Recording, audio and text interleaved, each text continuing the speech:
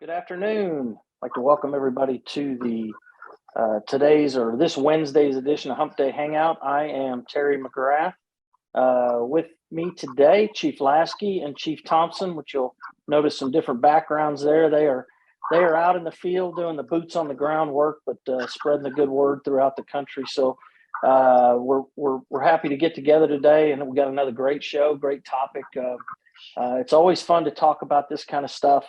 And believe me, the wealth of knowledge that Chief Thompson, Chief Lasky will bring forth on this very topic is good. And I think that when we talk about extra alarms, being prepared for the next thing, I think that ties into all of most of the shows that we do each and every month, which are, when you're talking about hand lines and rig placement and your priorities on a fire ground and all those sort of things. But anyway, before we get into the show itself, just to remind everybody, so we're coming off of FDIC. Wasn't able to make it this year, but everyone that went certainly said it was a great success. And I think it was Chief Rhodes' first time in the big chair, if you will, and certainly some monumental shoes to fill. But from everything that I saw and certainly everything that I heard, it sounded like it went off without a hitch. There was a great moving tribute to Bobby Halton, as it should be, and his family was present. And I think that was appropriate, and I think it was good for a lot of people in this business to have that opportunity to honor Bobby in that way, and especially tied to the one single event that really was kind of a signature, at least in my eyes, for who Bobby was and what he built or continued to make that program just better and better each and every year. But with that being said, FDIC 2024, the dates are out, 15th through the 20th of April, 2024. Call for presentations, I believe, are open now. Correct, Chief?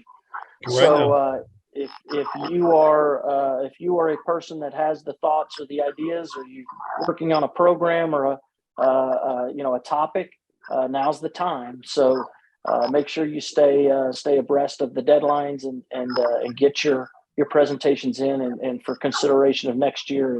And it really is a fantastic opportunity if you are thinking about that, and so don't miss out on that opportunity. Before we get started with the topic, I was just going to say, Chief Lasky, where are you at today, and what are you doing? I'm back in the heartland. I'm in Marion, Iowa. At you ought to see this firehouse. You talk about being spoiled. This thing, first of all, it's got more glass. All right, more glass than the Empire State Building. But it's actually a beautiful firehouse. They are a great host. This isn't our first time here. We've been here before. We're doing a Chief Officer Field Training Academy with CSU as the sponsor. The host is obviously Marion.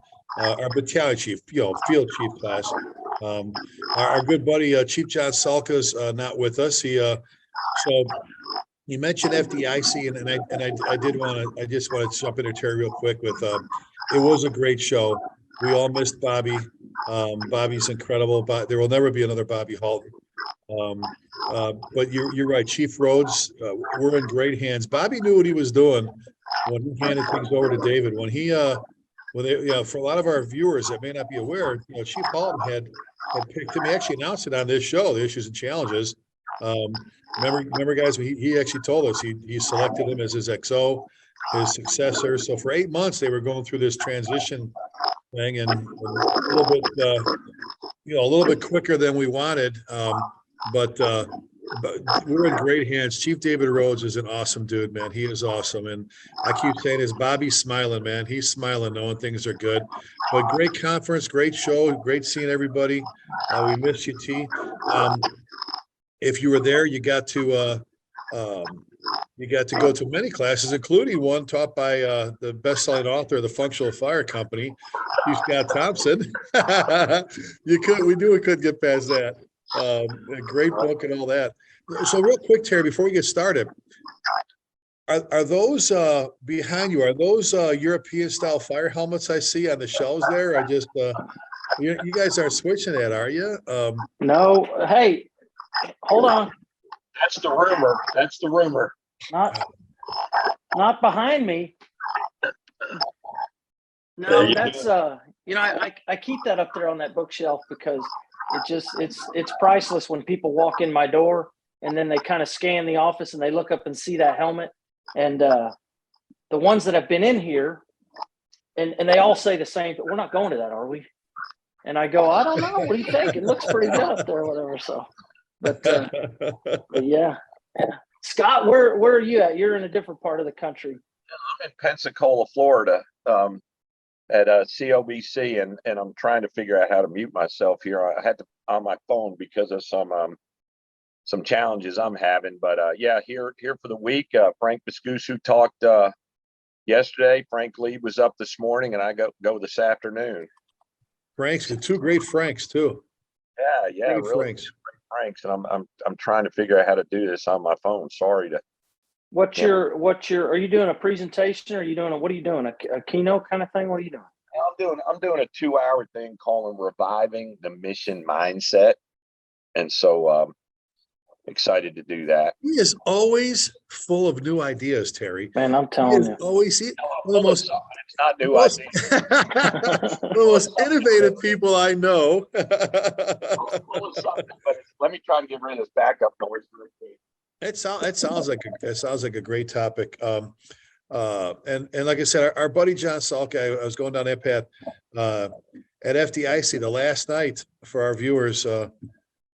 John took a tumble on Main Street there. He doesn't drink, so don't think that. He wasn't riding a scooter, so don't think that. And ended up messing up his shoulder big time. So he had some pretty dramatic surgery. So he's out of pocket for that. He was going to try and join us. It's funny, Terry and Scott, where John's like, "Oh, I'm going to Iowa with you, Rick. I'll be there." I'm like, "You're not going to Iowa. You just had surgery like 2.5 days ago." And then he calls me, I'm not going to Iowa. I go, "I know you're not." And I'm like, "How about you join us tomorrow?" I'll try. I'll be, anyway, if he tunes in, I'll be surprised and if he's tuned in, it might be pretty interesting because he's on all kinds of powerful pain medicine. So yeah, maybe you can wheel and deal for another fire truck or something. Well, we just got a tanker from up there, so we're right. good. Yeah, see what you can barter and. But he's going to be fine, Rick. He's going to be okay. Yeah, he's going to be good. It's going to take a while. He's going to have to do months of therapy with that, but he's tough. This is a guy that survived being at the World Trade Center and working there for months and all kinds of other things. He should have been dead a long time ago from the fires he was in, and he ain't going anywhere. He's going to be just fine. But Terry, real quick about FDIC, for those of you watching today, about submitting your classes, like we said before, come up with a niche. You kind of have to know what we teach at FDIC. It's like guys that submit articles and go, "I got a great article for the magazine." I go, "Do you even read the magazine?" Someone just did an article they just published it last month on that topic. So find something that's a new way of teaching something old or a different way of teaching something or a niche or whatever, and throw that in there. But here's the thing: when you submit, if you don't get selected this next year, don't be upset. Don't be upset. There's only so many classrooms, and Scott, you and I talked about this the one time. There are some people who get on social media and they start MNFing and all this stuff. I can't believe they always blah. I'm like, well, you know what? You ain't definitely got, because, and I called one guy, said, pull down your posts. We already have you in for next year. We're already in it, but you're ruining that as we speak. So there's only so many classrooms. So please, and we're always looking for that next all-star. We're always looking for as we always say, Terry, Scott, we're looking for the next Eddie Buchanan. That whole story about Eddie, there's a success story right there. There's a great guy. And every one of us start out as numbskulls, you know what I'm saying? And somebody helped us get where we're at. So, but anyway, so Terry, you and Scott had talked about this and about this particular topic, and we've discussed it bits and pieces before, but let's talk about this whole, we're getting ready to do this afternoon. We're going to do our tactics and strategy scenarios. We're doing it from the shift chiefs, the battalion chief seat, running the whole fire from start to finish, not just the front seat, but let's talk about the big one. Let's talk about that alarm that starts off as this and then goes like, 100 yards the other way in a big direction, and what we have to do to consider it. So Terry, you brought up some great points that day when we thought about this topic, and you want to expound on those a little bit? Yeah. we had an internal discussion here a few weeks back, and it was actually the result of, so those of us that are in the wildland program here in Louisville, you have to do an annual refresher. And so part of the module for this year, you had to talk about that wildland urban interface and kind of touch on that. And that's really a very, it's a hot topic around here right now, obviously, with as everyone's growing and the outskirts of your cities are growing into the urban areas. And so anyway, through that discussion, we had a fire here, not here in Louisville, but here in the Metroplex. I think it was actually in the city of Balch Springs. And I want to say it was last year, but it was hot. It was, I think it was middle of summer. There was a mowing crew that, I think if I have the information right, they were mowing on the side of the highway, of a major highway. They started off what was a grass fire for, I don't know, there's 8 acres or something like that. And so this, of course, it comes in as a grass fire, which is exactly what it was. A lot of calls, people coming down from the highway, they could see it. This fire worked its way through the open area, obviously thick vegetation. And what it did was it ran right up against the seasoned wood picket fences. It went from the fuses. Yeah. Yes, exactly. And so it goes right up to the 6-foot wood picket fence, standard builders fences that are all over the place, right? And then from there, it transitions to the shed or the play equipment or whatever's in the backyard. Anyway, I think all said and done, they burnt 12 houses. And so for those of you that are trying, first of all, the video's on YouTube, and I don't bring this up in any derogatory, and I'm not throwing daggers at anyone. It is a very, very dynamic and a unique situation, right? Because first of all, Balch Springs is a small department with I think they have 2 stations. So I just know exactly, how this played out, right? Because they're a good fire department, T. They're a good fire department, great fire department. And so they sit right in the Metroplex. So they're surrounded by, you got Mesquite right there. You got Dallas, they border Dallas. So a lot of resources around them. Really, really good department. And so when that first call comes in, right, it comes in as a grass fire, right? As we've all been to them. So, but this thing works its way into 12 from fences to backyards to structures. And when I say 12 structures, I mean it burnt down a row of houses, not due to anyone's not due to any shortcomings on tactics or strategy or capabilities or anything. What we used the video for here was to basically, so we throw that up and you just throw up about 2 minutes worth of that video, then stop the video and turn around and go, hey, so this is what you're pulling up on your engine. You pull up on this street, what are you going to do?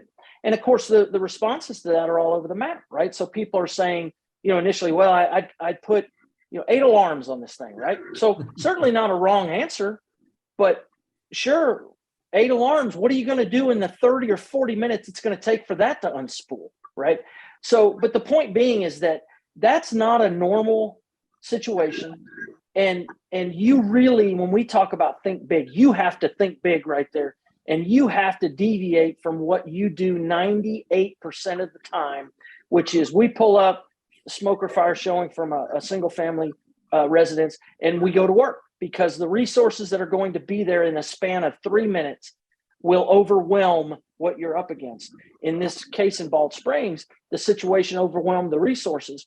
And so there's a drastic change in what you have to do, and how it rolls into what we're talking about here today is, and I'll transition. And so we go back to, a few years ago, we had a really nice, a good fire in it was a converted grocery store that was just kind of a thrift, kind of a junk store. But anyway, that went to 4 alarms. We burnt we burn it from front to back.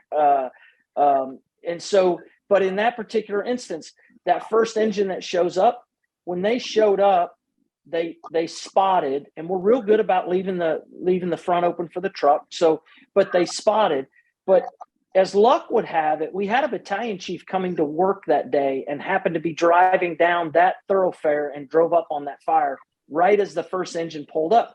So he zipped in. He was headed to the station. He zipped in and he got out real quick and made some quick adjustments. And I'll never forget what he told me, that he told that first engine crew, hey, set up. This is a big one. Set up correctly. So we pull the engine back away from the front of that building, obviously leave room for not one truck, but we put 2 trucks out front, but also get closer to the hydrant, come off with big lines. You got to set up. And so that's what kind of got me talking about the idea of, and when we got back to the urban interface situation of dealing in Balch Springs, which was my thing to the guys in the room that day was, listen, you pull up on something like that, you got to take just a second and figure this out. Like, don't go into autopilot and start kind of going with what your normal bread and butter type decisions are or operations are. You need to really just stop for 1 second and think about what you're fixing to do. It's a heavily populated and parked neighborhood. So access for 12 houses on fire, you're not going to get any more than 3 fire trucks on that street. You're not. And so you've got to plan accordingly. Anyway, that was the thought. That was the idea. And that's what I wanted to spend a little bit of time talking about, was understanding. And Chief, you've always imparted this on us and constantly. Are you planning for the next thing? Are you ready for the unexpected? Are you ready for the next thing to happen? Do you have the resources? Are they in staging? And we talked about this, Chief, and I'm going long here, but in Louisville, we can fill out a 1 alarm. We can fill out almost 90% of a second alarm assignment, right? We can do that just with Louisville resources. But at the moment that I've got to say, send me a mutual, send me a truck from the colony, things get sporty at that point, because in the best of circumstances, we're talking about probably 2 minutes worth of phone calls between our 911 center, their 911 center. Their 911 center has to process the information, tone out their units. They got to bunk out. Right? So we're losing a lot of valuable time when we're talking about having to go to a bigger incident, prepare for a bigger incident. That's why when you came here, you were very, very big on bringing resources, right? You always say, we can turn them around. We don't need them. But the value that you are getting by getting them on the road and getting them on the way to you is, that part is, you can't make that up. And Terry, and one of those things, and you were, instrumental with this too, especially in your positions all the years there. And Scott, you remember this, is this all has to be set up ahead of time before we can even get to the fire, before the grass fire call has ever been called in. Because for our viewers, for the listeners too, that might be just listening to us in their car, that fireball spree, you're talking, I don't know about your grass where you're from, but this is not a slow moving grass fire. When these things get going, when it's dead and brown, they take off. Terry, when we were up in St. Joe in Nakona, it was burning at 20 yards a second. When that grass gets going, the wind gets behind it, and then you get to that whole block after block of those, like you said, those seasoned wooden, you can look at them like, oh God, they run, and with the fences, they run right up to the house. They're right below the eaves of the 1-stories and everything else, and so forth. So they were kind of outmatched before, we're always behind the 8 ball. But I think we first got to talk about, what do you have set up ahead of time? I remember, Scott, and Terry, you were there before I was, and Scott, you were, how behind the times we were, I'll say it, in the north part of the Metroplex there, when it came to automatic and mutual aid. Remember that? It was like, I think Dallas and Duncanville had a little agreement worked out in a little area, but we had a thing with Carrollton where we had the same dispatch. They could come once in a while with an engine, but there were cities around us that would call if their own house was on fire. They wouldn't call for nothing. And then everything was onesie twosies. And I'm like, remember, I finally said, screw this. I ain't doing this shit. Okay. You know what? I don't care what you do. I'm calling resources. And I remember the first time we had a double oak engine in with the volunteer engine, but they were like the all-star team. And they showed up as a bunch of off-duty career guys. Other people were like pissed off. I say, I'm calling them because your guys, first of all, they suck. Secondly, you're waiting forever to call. We're playing games with people's lives. And then we started the automatic aid to right to Highland Village. Scott, when you were chief in Lake Cities, we'd go. I remember the first time we went up there. Do you remember the fire? We were there and somebody else was there. And all of a sudden we're overhauling. and all the lights, boop, the lights go out. Like it's dark. And I go, what happened? He goes, oh, so-and-so's leaving. They're pulling their lights and they're going home. And I go, what? Yeah, the fires. I go, he goes, would you guys? Yeah, we'll stay here the whole time. I go, next time, call us right away. And you, Scott, you said, you guys, I said, yeah, we'll send you an engine and a truck right away. I'd rather the guys get in there when we have a chance to make a difference. I'd rather us get there before it's collapsing and fall down on top of us. Get on the way, Terry, you said, cut the response times down. Every second I can shave, every minute I can cut out their response time. So all of a sudden, the box cars, the run cars changed. We go to Highland Village with an engine truck and a chief, and Lake City sends an engine chief, and Flower Mound sends an engine chief. We fill out their one alarm response. We go to the county. We go to Lake City. Even mutual aid on a working fire, fill it in, whatever. All those cards. And Terry, I think it's kind of a power thing for a lot of chiefs. I was on the East Coast. They won the Carolinas, great place. But they were like, we don't need box cars. And it was more of they were worried about giving up their power. I said, how are you giving up your power? I said, so I pulled up one. I said, here, let's fill it in. So I looked at it, I went, okay, let's fill this in right here. All right, let's see this first alarm assignment. What do you guys right now send to a house fire in your town? Well, we send our engine, our this, our that. Okay, if you need a mutual aid, who would you call? If you got that a fire, who would you call? Forget automatic aid, mutual aid. Well, we call Beeperville, Bopperville for engines. We call Bipperville for a truck. We call them for, okay, let me write that down here on the second alarm, right? And I said, okay. So we went through all the alarms. I go, there you go. How are you giving up power? The power is still yours. You're still determining who's coming to your calls, except it's done now, because when you're on vacation in the Bahamas and Lieutenant Lasky pulls up, I don't have to say nothing but give me a second alarm. And there's still people that work off the takeout menu. You know what I'm saying? I'll take some wonton bows and I'll take chicken fried rice and give me those, and they're sitting there. Terry and Scott, remember when we did the Wildland Task Force that grew into TIFMAS, right? Everybody's kind of forgotten that. TIFMAS was born out of our Wildland Task Force and our all hazards response. But do you remember, T and Scott, the north end of the county, great fire departments, but you get like a volunteer department, great volunteers, but some lieutenant would get there today and he would whack all the resources north end of the county. Then the lieutenant the next day, we had another grass fire, but he would call his, there was never any consistency to that and coverage of stuff. And the box cars took care of this. I think the first thing before we can even talk even big incidents is it's all got to be set up ahead of time. And you guys, I know you're shocked when you travel, you see how many places don't have this set up ahead of time. You pull up and you've got a shitstorm of fire things. And now you have to sit there and tell dispatch what engines and what ladders to call for your. I guess if they were building firehouses, creating fire departments every day in your area and they were new, but how do you not know that some of them have been there 100 years and you're not calling them for help? So this whole response has to be done ahead of time. Terry, you've got a box and you've got a heavy box too for target hazards, right? For target hazards, still normally, refresh my memory, one alarm there for a house fire is 3 engines, an ambulance, the truck is one of the squads. So it's 3 engines. We've got a rescue truck, which is two firefighters. So it's 3 engines, a truck, a rescue, battalion chief, 2 ambulances, EMS captain.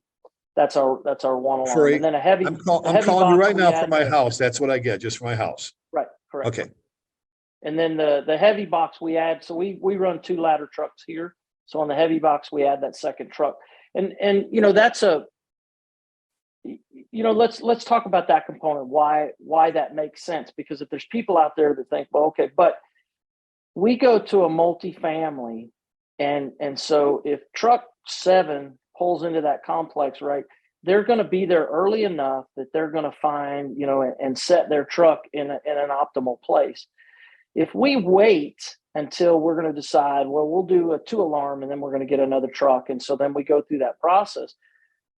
By the time that second truck gets there, there's 8 engines in that place, right? So to get them rolling, because we want to get them a prime location, if you will, I need premium parking for those 2 pieces of equipment. So it's manpower, it's obviously the specialty of the equipment, and then and for me, the most important thing is to be able to park that thing in a spot that I can use it.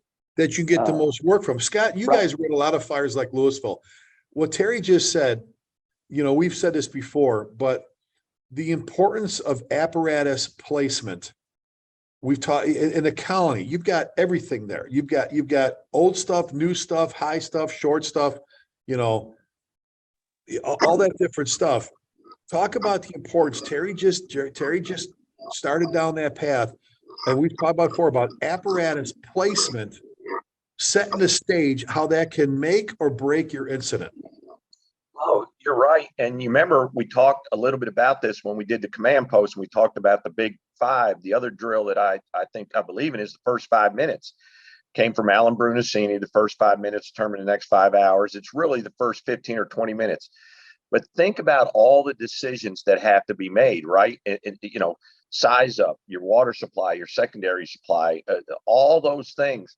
And those are things that you can talk about and rehearse to put us in the best position for success. We operate very similar to what Louisville does. We have young officers, and we're trying to build this system so that our officers can work it a little better. We just added we added a fourth engine to ours, and it's a tactical reserve. And the reason we did that is that if the incident commander assigns that tactical reserve before he or she hears the words under control, that's an automatic go to the next greater alarm. And so we're building it so that it's kind of a mental prompt to get those resources coming. And I'm going to use one of the quotes from you that you've said 100 times. You always said the good ICs can predict the next alarm, right? You beat that into our heads, and it's very, very valuable. But that comes with experience. You remember coming up to the Nissan fire in Lake Cities that we had when it looked like the whole world was on fire. Well, you actually had a good view from that across the highway, didn't you? Yeah, over the Ford dealership. Thanks for bringing that up. Well, real quick. So, folks, our good buddy, our best buddy here, Chief Thompson, was actually dropping off his car to be serviced across I-35 and had no way to get there at first. So a nice old lady said, "Son, are you a firefighter? Are you trying to go to that fire? I'll give you a ride." So anyway, I had to put that in there. But yeah, true story. I had to get police to escort me across the highway. Yeah, that was one of those days. But I had a full, and Captain Swindle was my chief, and I had a full one alarm assignment just in RIT because of the hazards of that. That was an occupied building. There was a gas leak, a lot of fire. So yeah, you build all those things in place ahead of time. We have a great working relationship with Louisville, but I'll tell you, Rick, since you left, at least our part, we're kind of backing off of it. We don't do it as much as we did. And, that's kind of a shame. And I don't know if it's ego. I don't know if it's the fear of, wearing somebody out because you're calling them too much, all those things. So what does 48 Engines say in the Bronx when they're running 7,000 calls a year? They're wearing themselves, sending us to fires. You know what I'm saying? Gee, you know what I'm saying? Really? I'd rather go and turn around than sit there and go, why aren't they calling us, right? Sure, right. And a chance to go to work if you do catch a fire, right? You're going to be there, and you're not going to be coming in so late that it's not going to matter. But all that stuff, like you said, you gotta know where things are coming. I just made a proposal to the Denton County Fire Chief last meeting about starting to talk about separating out our tower ladders with our straight sticks, because we have so many of the mix, giving them kind of a different designation. So I know if I'm getting a tower ladder or a straight stick coming, because they have some different applications. But those are things you talk about ahead of time. Well, and you said something we've talked about, and it's funny because we always talk about, because we talked about this stuff so much at Real Fires. And you're right. That was Tom Freeman's, a good officer is the one that can predict his or her next alarm. I've been saying in class here in Iowa, is any mope in a white helmet could pull up and burn to the ground what you have in front. If you turn around and have enough help there, shame on you. You were exactly right. You guys both said the fire and the smoke are telling you everything. There should be no surprises. The fire's telling you what's burning, how much is burning, what's going to burn next, all that stuff. There should be no surprises. You know what I'm saying? Every bit of it is in front of us. And again, we've talked about before, we win battles. The military wins battles based on logistics. You know, our good friend Marco Cottrell, an incredible man, his brother Morgan, another Navy SEAL who's a congressman. Thank God, what a patriot. I love both of those guys. Marcus was one of a 4-person, SEAL team, one of the best in the world. They killed like 149 Taliban, but when you're outnumbered, you're outnumbered. When you pull up and you're outnumbered, you don't bring enough people, you don't have enough water, you don't bring, you're done. And these guys that pride themselves on, we hear it in classes all the time. I mentioned here, they go, we'll do something, Scott. We'll say, okay, do you need, one of the questions that come to the office academy, do you need more help? No, we sent 3 engines and a truck and a squad and a chief. And John's like, okay, I know you're not in New York City, we're a little bit different, but we sent 3 engines, 2 trucks and a squad and a chief to a house fire. They get there. If they see a wisp of smoke on the second floor, say 1075, they get a couple more trucks. One's the fast truck. They get 2 more battalions and a deputy. And all those are 6-person companies, with double people in the buggy. And that could have been a mattress fire. And we go places and guys like, no, I don't. And then, where I'm going with this. Both of you do. Drop a Mayday in there. Drop a Mayday in there. You are instantly outmatched. You are instantly outmatched. And I don't know why I brought this up in class. I'll bring it up again this afternoon. We're doing our scenarios. Why those in the suburbs think they have to use everybody. Scott, you were in Louisville a long time with us. Okay. All right. Now you're running the show in the county, doing a great job with a great fire department. Terry, you've been with me forever. You were there long before I was there. We always said it. We were successful in Louisville, just like you're in the county, because we bring enough people and water to the fire. We bring enough people and water to the fire. And I remember Eric Metzger, God rest his soul, when I had that last Mayday in Flower Mound. I don't know if you remember, that whole thing. And he came up after the Mayday, after we had the guys loaded up and had, John going to, the burn center.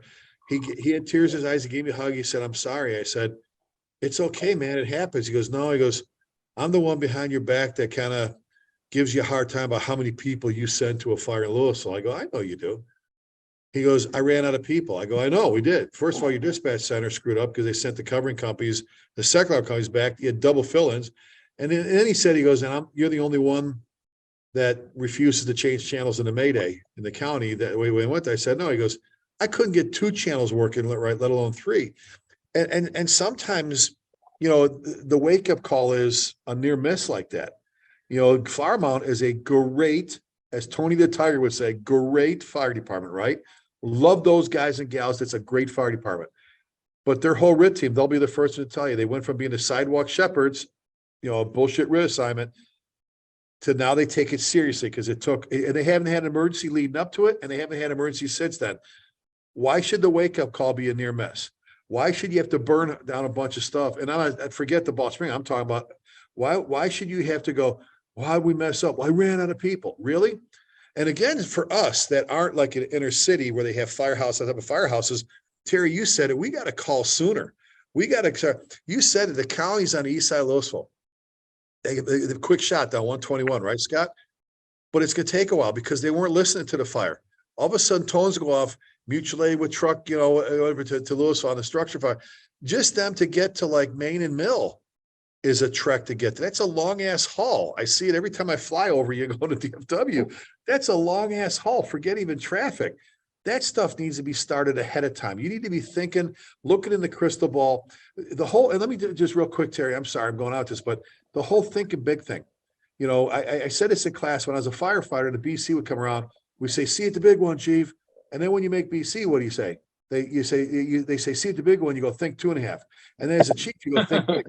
Terry and Scott, do you remember I used to tape the pieces of paper before we had, think big? I used to tape them on the walls and stick them on.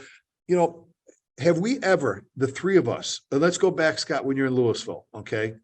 Have the 3 of us ever as chief officers questioned anyone in Louisville that went to a second alarm when they didn't need it? Have we ever said, what were you thinking? Did we ever question anyone? No, we didn't. What? We recognized them for doing it and saying, thanks for pulling the trigger and protecting our people and the property, right? It was just the opposite. That's it. We had to talk with them if they didn't, but not if they did. Go ahead, Terry. Exactly, Scott. Go ahead. So, there's a phrase out there that we use in a lot of circumstances, and we say, hey, this isn't brain surgery, right? Because we don't want to overcomplicate something. But I think it's appropriate here because and this is the same argument I get into when we talk about nozzle selection and you know, on that show that we did here, Chief, I just said, I don't know, my philosophy, I try to keep it really simple, and I want to put the most amount of water that I possibly can on the fire in the most efficient, effective way. Like, so whatever that nozzle, I don't care what it is, use that one, right? Yeah. But the other thing is that I don't think this is the type of work that we should be precision about, meaning that if you were going to extract a tumor from somebody's frontal cortex, yeah, you need to be laser focused, and what you do needs to be dead on, and you need to take just the right sliver of cells and not a millimeter more, right? I don't care in this business, because to me, 6 engines is better than 3, and 3 engines is better than 1, and 24 firemen are better than 12. And What did Bruno used to say, T? Bruno, you've heard us say this before. Bruno used to say, "Well, everything dries out, nothing unburns." Yeah, yeah, You know. yeah. But and so that's where I think sometimes that we get so in the weeds on things, like when you made the comment earlier, Chief, about somebody saying, "Well, we send this amount of crew, we got this," right? We had a fire here one night, you know, 10 o'clock at night. It wasn't a big fire. It was an attic fire in a house, and I was struck by lightning or something. But it was a corner house. The first engine gets their spots. They pull a hand line. We're going to fight it with a cross lay. So basically, it's 2 cross lays off. Really, one is flowing water. The other one's at the top of the stairs. They're working in the 2nd story attic, and we're making great progress. And the engine broke, right? Listen, that's a major deal, because whatever progress we just made, we've got to stop now. Now, we have 2 other engines sitting there, but guess what? They're not right there. And those lines aren't hooked to those engines. Those engines are actually out on the other, you know, so there's just a lot of things that can happen. And when you take it beyond just, well, if there's a mayday, certainly that's going to be your worst day, right? So if there's a mayday, if there is a structural collapse, if there is a line that breaks, if an engine breaks, do you have the resources to quickly recover from that? Did we have the resources that day? Yeah, because we set up like we always do, which we had a RIT team sitting in the yard. And so that's a group, that's 3 guys. Plus I can throw the medics that are hanging out outside. We can throw them to help move lines. We can help to either deploy new lines, but now I got to get a water supply to that engine, whatever. So there's a lot of things that have to take place. Well, listen, if you're just at the bare minimum, that becomes infinitely more difficult to do. Not to mention, you're doing it in the full view of a neighborhood, and everybody that's standing out there going, "What the hell are these guys doing?" Like, well, good Lord. You're talking the bare minimum, not just with that, but with your thought process. And this whole thing about thinking big and getting to the next alarm, or the big, you know, let's talk about the big one and planning for it. If you don't think about that all the time, that the easiest thing to do is pull up, stretch a line, and put out a room of contents fire. Oh my God. And guys get lulled to sleep with that. Yeah, every time I go, I do this. Every time and that frustrates the hell out of me when I hear, well, every time, really, because every fire is different. And you should always be thinking, what if this blew up? What if I lost my engine? What if this happened? What if a firefighter went down? What if I had a mayday? We pull up and we drag 2 people out. Yeah, just throw on the front lawn, and I mean, I'm just saying, all of a sudden now you're out of companies, you're out of stuff, you're out of things. So the person who can plan for the big one, like we've said, you can always scale down. You don't have to use everybody. You know, when you're working out of this, that is a dangerous thing, man. When you're working out of this, it's like, I don't care, because I know I have them coming, or I have them at my fingertips. Go ahead, Scott. Yes. Rick, and Chief Lee from FDNY was talking about it this morning. I don't remember Park Ridge, the fire they had in 2022 in the in 48 and 56 first time, where they had the 17 fatalities. Oh yeah, the building they go to all the time with yeah, transports and 30 CPRs, and you know, because some doors were left open, but right there, you know, there's FDNY, as proactive and as big as they are. They were overwhelmed that day, and we, you know, he gave the example. We all have buses that run through our cities. We have the potential for tornadoes, and of course fires. We're getting more and more of that. We just did something. Terry was talking about big boxes. You know, Dallas has USAR, that's a regional asset. And, I'll be the first to say our incident commanders don't have high-rise experience. So we put them, if we go to a third alarm on a heavy box, we're going to request Dallas USAR. And what we get with that is Battalion 2, who's a downtown battalion chief, who's done what? Worked high-rise fires. So there's our senior advisor, right? You can be sitting on here going, hey, did you think about this? Somebody who's been to quite a few high-rises, but thinking about those kind of things and ordering big and getting those things coming, it's going to take a while to get them up here. Well, exactly, because we know what high rises take 3 times as many people. Okay, we talk about that. You're going to line the street with engines and stuff, but you're only going to bring so much hose and so much people up to what you need. You need the people to be able to do what you're going to do. Cycles, right? Because you got to have 3 or 4 times that many because you're switching them out so often to these work cycles. Oh, and what was key with what was exactly what was key? I'm sorry, but I mean, what was key with that one fire in the Bronx was we talk about apparatus placement for the big one. When you saw 56 truck and 27 truck, where he backed on the sidewalk between the bike racks and the trees, and stuck his ladder straight up. They were dragging bodies and people. It's apparatus placement was key. When the first engine of the truck got there, and right away they're not even on the scene. He going 1077, which is their high rise protocol box that brought like a gazillion people coming. But again, it goes back to the planning. You can't plan for the big one unless you've planned for the big one. But our whole industry is built on preparedness, right? Our whole business. We place fire stations strategically. We choose apparatus strategically. We staff strategically, right? So we're analyzing data. We're pre-planning buildings. We're looking at traffic patterns for response times. The whole business is built on preparedness, and it should be built on preparedness when you pull up and you're mitigating whatever's in front of you. Are you ready for what's next door or behind, or when this doesn't go as planned? The departments out there that haven't run into the significant issues that Andy Allison was electrocuted in 2012, right? This department functions dramatically different than we did in 2012 when we talk about isolating electrical current to a structure.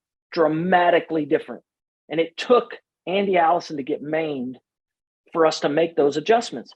But if Andy Allison didn't get maimed, Chief, I make the argument that we're probably doing the same things today as we did back then. We were lucky, not good, right? And that's where I think we get in that complacency, because you when you're lucky in this business, it's not proving anything. It's just events that are happening around you. You didn't control them. You didn't plan for it. You didn't mitigate it. You just got lucky, right? And fortunately, most of us are lucky most of the time until you're not. Until the one thing happens, not due to somebody's fault, not due to an action or an inaction that was deliberate or intentional or whatever. It's not a finger blaming thing.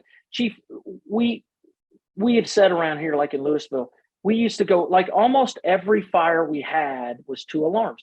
And that took a long time. And I'm one of those people. When I was riding a rig, you came here, we would go to 2 alarms. Before you got here, we never had a 2-alarm fire, right? Because we were lucky. We went and we just didn't mean I was shitty at running a fire. I just wanted to. No. But yeah, so there's a point to that.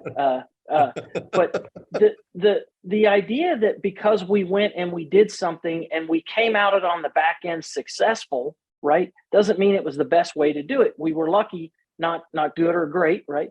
But when you came here, so we started going to 2 alarms, and that was hard, including me. I was like, why is everything a 2 alarm? Well, I don't know that there's a more efficient way to say I want more help, right? Would it sound better to the guys if we said, hey, we got quite a bit of fire on the second floor. Go ahead and send me 3 more engines, another ladder, and a battalion chief. Does that sound better? Or can I just say, give me a second alarm? Because that's easy for dispatch to go, oh, what he's saying is he wants more help, right?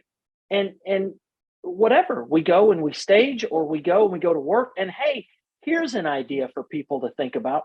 We're in Texas, and in August, it's 50 to 60% humidity, and it's 110 degrees, and it's 1 o'clock in the afternoon. And these dudes have a whole shift and a half to go, or a half a shift to go. right? So how about helping your guys out a little bit? And it was great. Things went great, but you've got 1,000 feet of 5-inch to roll up and put away, and you've got a house to overhaul. And so I think there's so many things that come into this that people, you got to get past the idea that, well, I ain't calling anybody else come in here and take care of our stuff. We could put out our own fires, whatever. You damn right you can, And these guys can help banner you tape up around the ruins too when you leave and everything's on the ground. Yeah. But and Terry, that was, that whole thing when it was hot. And Scott, you remember this,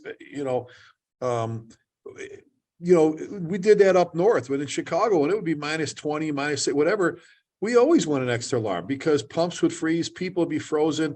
If it did nothing to have guys walk down the street at 3 o'clock in the morning and help you fold up your hose to put it on a dump truck to get it back, it's frozen. Like you said, 5-inch, Terry, all that different stuff. You can't get to the big incident unless you're thinking big from the beginning. We've said it, as much as it sounds very simple, you can always turn them around. You can always cancel. You can always, that's like the Signal 99 for the Mayday stuff. Just say it and let everybody come. You're not missing an ambulance or forget or not calling enough people, because we've all seen the videos of people burning stuff to the ground because they didn't call enough help. We've all seen plenty of times of people, it's like, I'm sitting there going, because, and this is what I bring here. Let's make it simple. And we're gonna be talking about this in a little while here. So first engine gets on the scene, they're going to stretch initial attack line. Your second engine is going to drag a second line. Second lines are second lines. That could be a backup line, exposure, or fight fire. Let's say your third engine, third rig is going to be RIT, or you have a fast truck. Then your truck gets there. They're going to be doing vet and search. Your ambulance gets there, you're going to be doing EMS, rehab, or they're going to be doing fires. The battalion aid, that's the minimum. Think about that. That's the minimum. And all three of us are into fact, not fiction. We're into data. So we look at Don Abbott's stuff from Project Mayday, and we realize, and I've said this even before Don was doing Project Mayday, Scott, you and I have been talking about saving our own forever, about the majority of the firefighters get hurt and killed, get jammed up in the first 24 minutes of an incident. Subtract your response time, subtract your deployment time. We don't have that much time to mess around with this stuff. And then you throw Mayday in it. So that what it means is the majority. There's some here, the majority. They're on their first bottles. They're on the initial attack. They didn't pull up, boom. They're inside. They were searching, spraying. Now that whole thing, God bless Flower Mound. They were all out changing bottles. Well, John Wright and his partner were on fire on the second floor. And we didn't have anybody coming except our tower ladder because dispatch screwed up and sent the second alarm companies back to fill in. I was nauseous standing in front of that building knowing I heard him. I was up on the second floor yelling for him. I heard him burning as he said the bees were stinging. That is a crappy ass feeling to turn around and have no one there. It is so much easier to turn around and go, all right, you're next, you're next. And how many times, Terry and Scott, have we turned around? Scott, you do it now at the county. You go, hang on, guys. I think we're going to get this. I think I'm going to turn you away. Hang on a second. Yeah, we got this. Go and pick up. And they go, Chief, you have 5-inch on the ground still. I know. No, we're going to help you get your 5. Whatever. Or go back in service. Get your place covered or so on and so forth. But you can't get there. So we're talking about the big one, right? We're talking about what you have to have set up ahead of time. Okay. And then we talked about apparatus placement as the key. All right. Somewhere underwater has to play a role for that particular incident, but it's not always just that. We go to a lot of incidents that turn into big incidents that have nothing to do with fighting fires. Hell, we've got active shooters now. We've got things going on. We've got stuff. We've got, the other night we had a multiple fatality accident on Highway 287. We ran automatic aid to Iowa Park. 8 vehicles, semi-truck got caught up in that cable in the middle, rolled, another one hit them. People, the Good Samaritans got run over and dead. We had bodies laying in a ditch that were dead, all this different stuff, and I'm sitting there going, well, I know what few ambulances we have where I'm at. I know who's coming. And everybody did a great job. But one of the reasons they did a great job, because the two chiefs, Andy Payne from Iowa Park, who's a great boss, and my chief, Ryan Fetzer, another great boss, got together a while back and said, we're going to run automatic aid with each other for all structural fires, grass fires, and all major accidents. We didn't say, we'll wait till we'll get there. We'll call you. I'm almost there. Hang on a second. We did it ahead of time. 2 o'clock, 2:03 in the morning. We're heading. I'm the officer in the engine. We're on our way there. And they're already calling in fatalities and trying to launch helicopters and everything else. And we got there with a ton of people because it was already preset before the cars even got smashed up. So getting people there for the biggest incident. Now I'll say this, this also comes down to a lot of the ring knockers. You mentioned ego, Scott, before. A lot of the ring knockers, a lot of EFOs, CFOs, all the certificate people, God bless them. Those are all important classes and all that stuff. All those people, that can't think out of the box. I hate that phrase drive, but anyway, they can't think down the road. They're so worried about, Dave McGrail from Denver will be the first one to tell you the Mark Langvar fire, he died as a result of a command and control problem. Because you had a battalion chief that loved a 2-on-1 response, 2-engine truck, 200 truck, never called for help, and got caught behind the wheels, man. He got all caught up in his duels, and then he couldn't get enough help there quick enough. You know what I'm saying? And the sad part is we have no do-overs. We have no do-overs in the fire service. This ain't about, I'll do it. We have one chance to get it right, or we're going to a funeral. We do funerals better than anyone else in the world, man. I'm telling you. We are incredible at running fire service funerals. We suck at thinking big at a lot of places. Some people have it down. Some people, and again, Scott, I've never understood. That's like someone trying to justify 100 psi nozzle and its 3/4 hose in their high-rise pack when their high-rises PRVs are still set to 65 psi. I don't understand it. That's nice guys trying to justify that closet pike post work or the clip. I'm just saying all this stuff, or changing channels in the middle of a Mayday. Good God, we have 12,000 Maydays that say don't change channels. 12,000, and you still want to do. They're looking down, the barrel of fact, the fact shotgun, and they're not paying attention to it. You know what I'm saying? It's all right there. So I was in South Dakota a while back, and I was talking about, you better have them coming. You better call right away. And one of the guys goes, well, my first due engine mutual aid is 45 minutes away. And I went, really? And the state fire marshal goes, it's true. I said, well, you better pack sandwiches ahead of time, and you better start like tomorrow for, I'm just saying, name me, those are so few. Name me the fire departments that don't have resources near them. I'm just saying. I've driven around the country. All three of us have been around the country. Name me a place that doesn't have somebody that can't call, either bring them water, bring more people, or whatever, and call them right away. Well, we don't want to abuse them. We don't want to overwork them. We don't want to take. Really, who gives a shit? And you said it before, Terry and Scott, about, well, we're not going to do it. We don't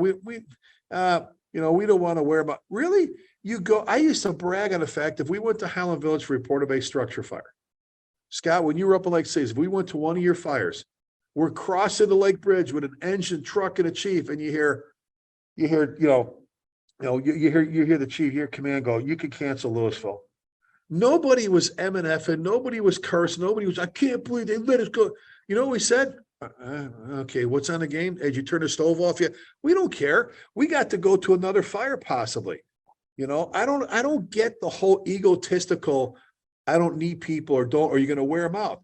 That's what I said. So what are the busy companies in Chicago and LA and Houston and Dallas? Your sons, Scott, work in busy ass companies. I bet you they get pissed, right? When they get called out to them, right? I can't believe they keep calling us for calls. I mean, who cares? If you were, what do you say, Chief? It's like that UPS guy that looks in the back of his truck and he's like, look at all these damn boxes. What's the,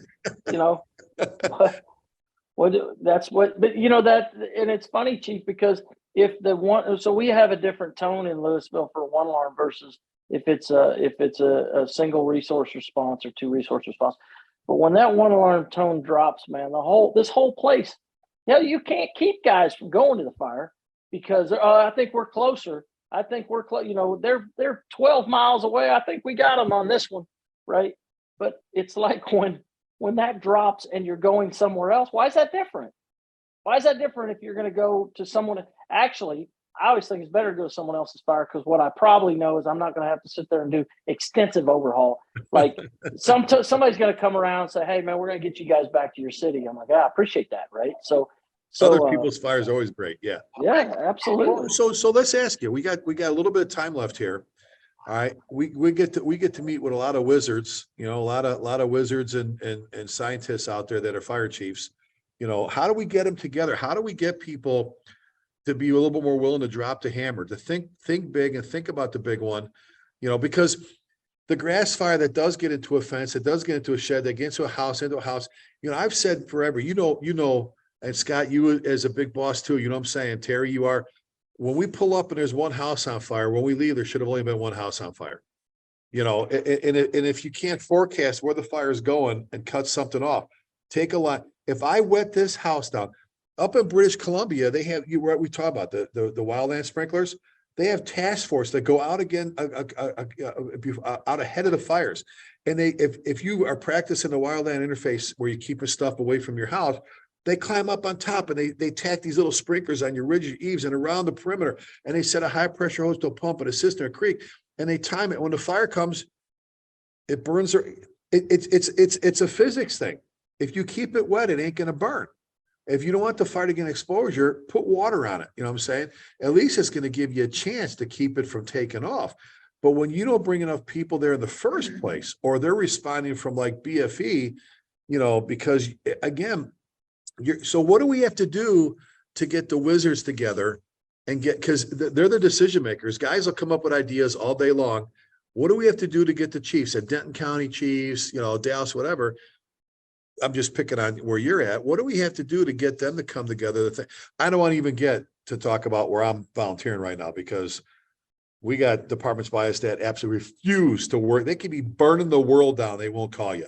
The department's right next door to us, which won't call us for a fire. I'm absolutely amazed at the games they play with the lives of their citizens and the lives of fire. That's what I don't care if you hear me. That's what you're doing. You're jacking with the lives of the citizens you're protecting and your firefighters when you refuse to call people for help.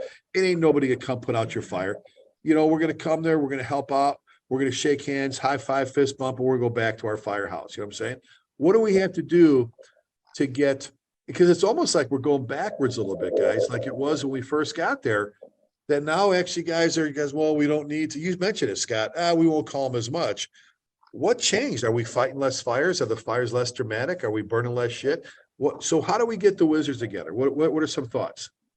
Well, you mentioned it, you know, there's enough data, there's enough information out there to justify exactly what we're talking about. If you know what you're looking for, you know, and standards is the big buzzword now in the fire service, right?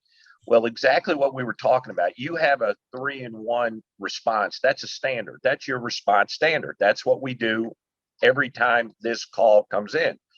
So the fire service is moving that direction. So let's start there. But I think, you know, just having these conversations, you know, Rick, like when I came to work for you, and I said this all the time, you know, the departments I came from before working with you, and I was raised in that mindset. And it wasn't until I came to work for you as one of your division chiefs. And what I loved, you know, we slept with the radio on when we were on call, and we were out the door with the first in rig. It was great. We were going to Coppell, we were going to Lake Cities, we were going to Colony, we were going to Grapevine. And that's the way it was. So I was 26 years in before I learned it and found out it was okay to do those things. And I think that's what we have to do. We have to use the data that's out there and just start maybe, you know, in your leadership classes, the stuff that Terry and I, the things to say it's okay to order big because the benefits far outweigh any argument of a negative, whatever it is. We're burning gas. Let the facts guide your thoughts, right? Yeah, let the facts. And you just got to coach these people a little bit and say it's okay to go big. And the dialed in environment aren't going to mind going, like you said, they're going to be okay with that. But when we talk about the what ifs, the maydays, the collapse, the things we all mentioned, that's when it becomes gold. And that's when it becomes you're the smartest guy in the world because you ordered big. You're the dumbest guy if you didn't. And I think we just got to connect those dots and just keep saying it's okay to do it. And eventually, hopefully, minds one by one will start to see, hey, yeah, this makes some sense. Let me go talk to the chief next to me. Let's get past our little trivia BS, whatever that is, and say, let's work together to take care of our folks and the people we protect. That's my thoughts on it. Well, that's a great point. Because like I said, why does it always take a line of duty death or a near miss for us to change things? Why does it take? I mean, you see it all the time. Fireengineering.com, the mothership, will post articles and stories where, well, we're changing what we're doing here. You know, there's a change coming because we didn't have enough. We didn't have this. We didn't plan big. You know, I brought up in class. Do you remember the Minneapolis bridge collapse? Right. The Minneapolis bridge collapse, President Bush got up there, and said, this is one of the best run catastrophes, the disaster that I've seen. And Rocco Forte was the chief in Minneapolis, a friend of mine. And when he retired, the mayor says, will you take over OEM for me for a little bit? Just do our emergency management, get it going.